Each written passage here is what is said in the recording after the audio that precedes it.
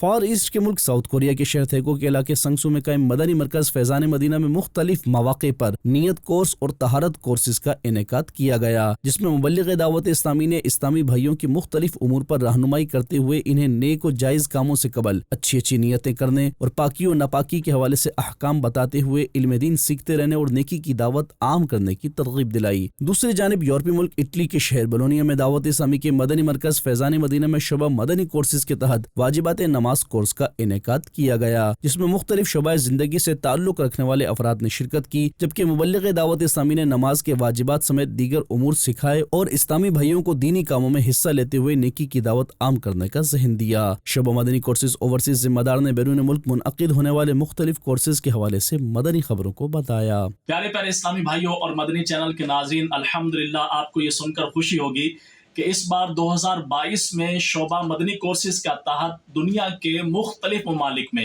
نیپال، بنگلہ دیش، UK، Europe, Oman, عرب شریف، Australia, China, Indonesia, امریکہ، South Africa, waste افریقہ، ترکی، ایران، سری لنکا وغیرہ میں الحمدللہ کورسز کا سلسلہ ہوا۔ 764 کورسز ہوئے اور کورسز کرنے والے اسلامی بھائیوں کی تعداد 15,636 ہے۔ شعبہ مدنی کورسز پرعزم ہے کہ ان کورسز کی تعداد کو بھی بڑھائے گا اور انشاءاللہ شرکاء کو بھی بڑھائے گا بفیضان امیر اہل سنت اور آپ ذمہ داران اسلامی بھائیوں کے تعاون سے۔ مدنی چینل کے ناظرین، آپ بھی شعبہ مدنی کورسز کے تحت منعقد ہونے والے مختلف کورسز میں شرکت کیجیے اور اپنے آپ کو علم دین کے نور سے منور کیجیے۔